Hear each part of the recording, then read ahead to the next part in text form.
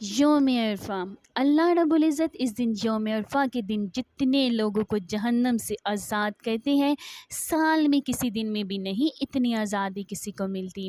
اللہ رب العزت میدان عرفات میں پہنچنے والوں کو دیکھتے ہوئے فرشتوں کے سامنے ان کا تذکرہ کرتے ہیں اور فرماتے ہیں کہ یہ لوگ کیا لینے آئے ہیں۔